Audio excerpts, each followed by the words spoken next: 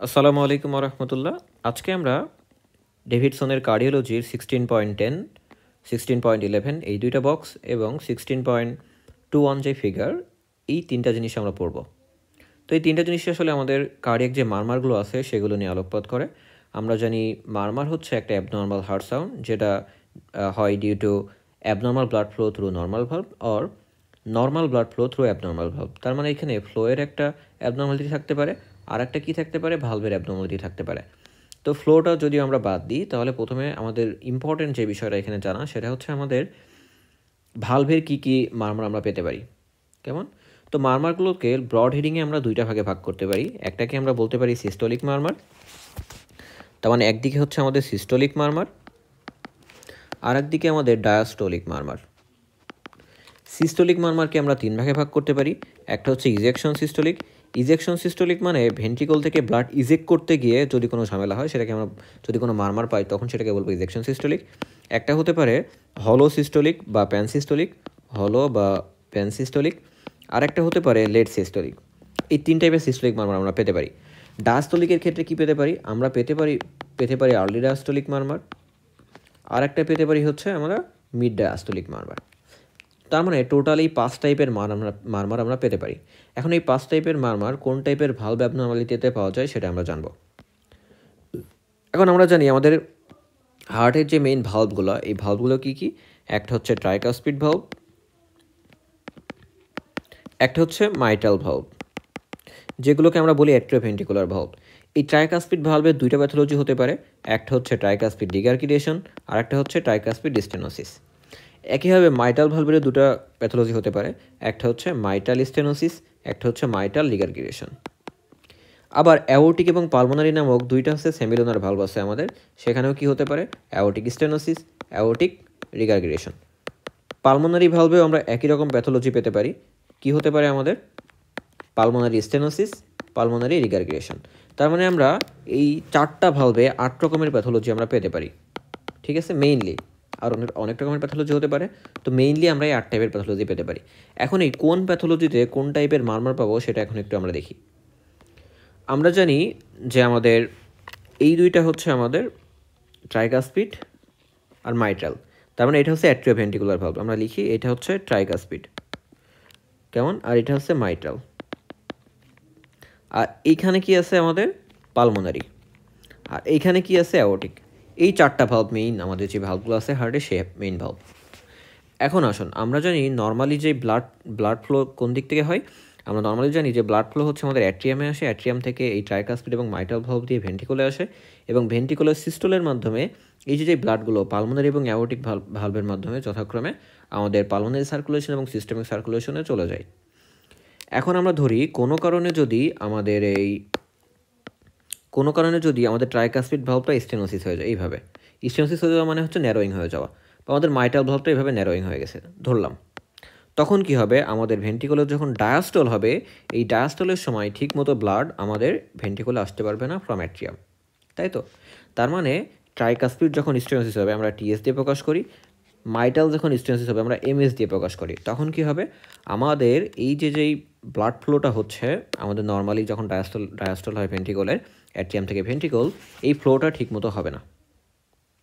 এই ফ্লোটা যদি ঠিকমতো না হয় বা অ্যাবনর্মাল ফ্লো হয়, এইখানে যে মারমারটা আমরা পাই সেটাকে আমরা বলি হচ্ছে মিড ডায়াস্টোলিক মারমার। তার মানে আমরা এমএস এবং টিএস এটাতে কী পাবো? যেহেতু ডায়াস্টোলের সময় ব্লাড আসতে সমস্যা হচ্ছে, এই কারণে আমরা ডায়াস্টোলিক মারমার পাবো। এবং কোন ডায়াস্টোলিক? ডায়াস্টোলিক তো দুইটা আছে, আর্লি এবং মিড ডায়াস্টোলিক। এখানে আমরা মিড ডায়াস্টোলিক মারমার পাবো। বোঝা গেল? তাহলে মিড ডায়াস্টোলিক মারমার আমরা কোথায় পাচ্ছি? মিড ডায়াস্টোলিক মারমার আমরা পাচ্ছি হচ্ছে টিএস এবং এমএস, এই দুইটাতে হচ্ছে আমরা মিড ডায়াস্টোলিক মারমার পাবো। বোঝা গেল? তারপরে আসি, এখন ধরুন এই মাইটাল ভালভ এবং ট্রাইকাসপিড ভালভ এই দুইটাই কোনো একটা অ্যাবনর্মালিটি হয়েছে, যার ফলে যখন আমরা নর্মালি ব্লাডটা আমাদের অ্যাট্রিয়াম থেকে ভেন্ট্রিকলে আসার সময় ঠিক আছে, কিন্তু যখন আমাদের ভেন্ট্রিকলটা কন্ট্রাক্ট করার সময় দেখা যাচ্ছে এই ব্লাডগুলো ব্যাকফ্লো হয়ে আবার অ্যাট্রিয়ামে ফিরে যাচ্ছে। তার মানে কি? এই যে মাইটাল এবং ট্রাইকাসপিড ভালভ এই দুটো আগের মতো আর কম্পিটেন্ট নেই, এর ভিতর দিয়ে ব্লাড লিক করে আবার পূর্বে ফিরে যাচ্ছে, পূর্বের দিকে ব্যাকফ্লো হচ্ছে। এই যে ব্যাকফ্লো এটাকে আমরা কি বলি রিগার্গিটেশন। তার মানে কি হচ্ছে, একটা হচ্ছে ট্রাইকাসপিড রিগার্গিটেশন, একটা হচ্ছে মাইটাল রিগার্গিটেশন। এবং এই ট্রাইকাসপিড এবং মাইটাল রিগার্গিটেশন কখন হচ্ছে, যখন ভেন্ট্রিকল কন্ট্রাক্ট করছে বা ভেন্ট্রিকলের সিস্টল হচ্ছে। তার মানে ভেন্ট্রিকল সিস্টল বা কন্ট্রাক্টের সময় যেহেতু ট্রাইকাসপিড এবং মাইটাল রিগার্গিটেশন হচ্ছে, সুতরাং এইখানে যে মারমার আমরা পাবো প্রথম কথা সেটা হচ্ছে সিস্টোলিক মারমার হবে। এখন কি ধরনের সিস্টোলিক মারমার হবে, এটা হচ্ছে পুরা সিস্টোল জুড়ে এই সমস্যাটা হবে, তার মানে প্যান সিস্টোলিক। তার মানে প্যান সিস্টোলিক মারমার আমরা কোথায় পাবো, একটা হচ্ছে এমআরএ পাবো আর একটা হচ্ছে টিআরএ পাবো। তাহলে এমআর এবং টিআর, এখানে আমরা কি পেলাম, এখানে আমরা পেলাম হচ্ছে প্যান সিস্টোলিক মারমার।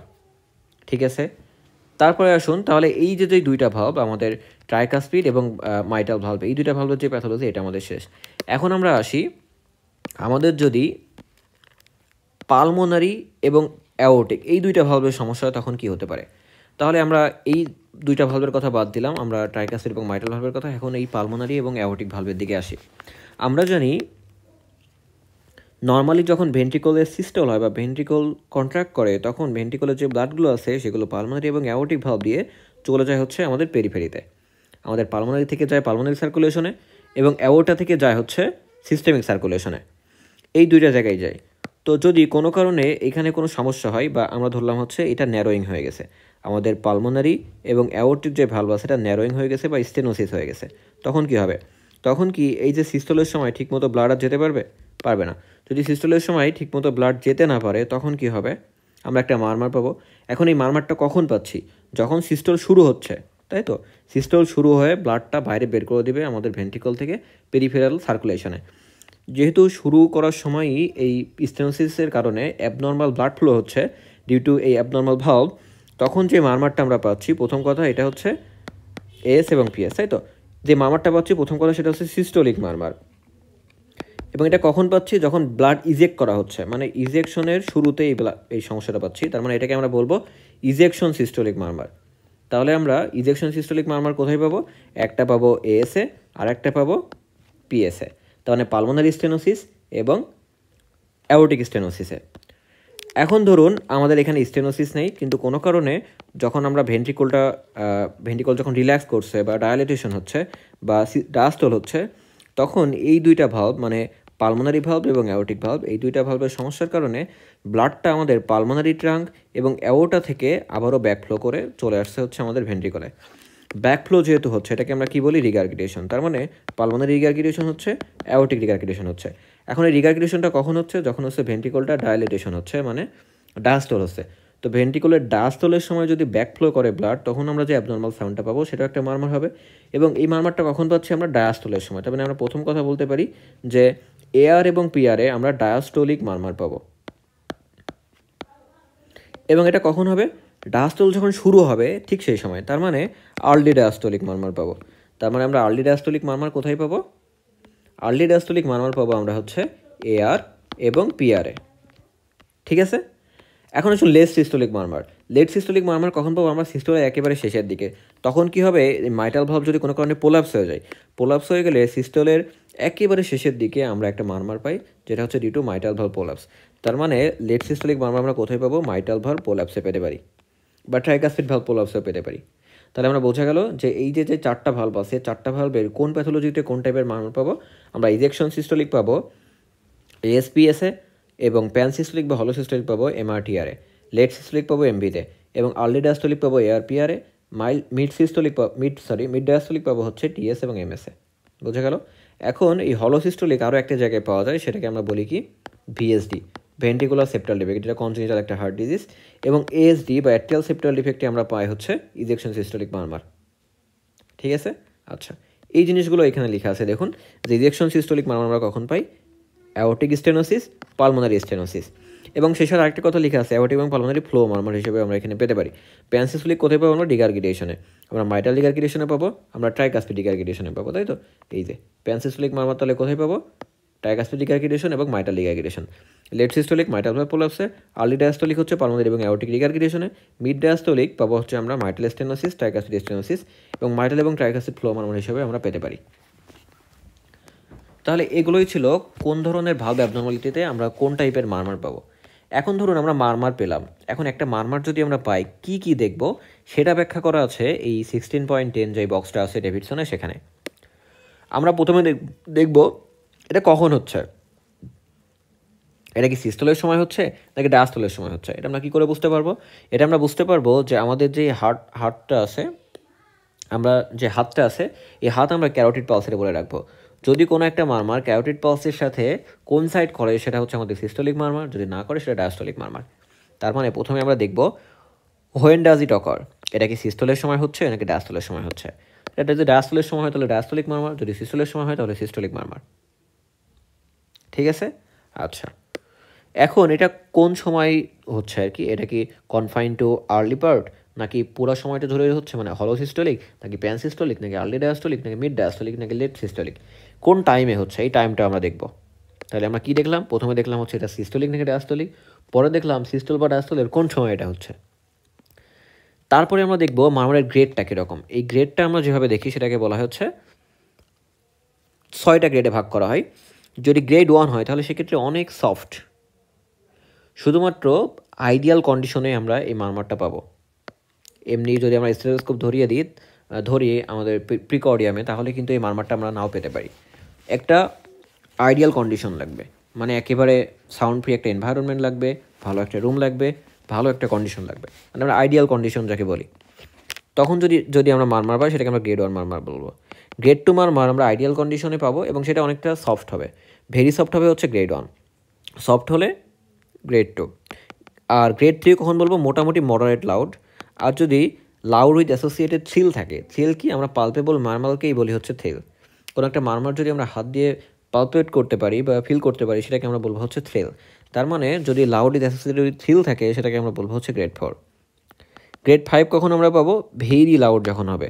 এবং অনেকগুলো মারমার এরকমও পাওয়া যায় যেগুলো হচ্ছে এই স্টেথোস্কোপ ছাড়া শুধুমাত্র কান দিয়েই শোনা যায়, এটাকে আমরা বলি গ্রেড 6।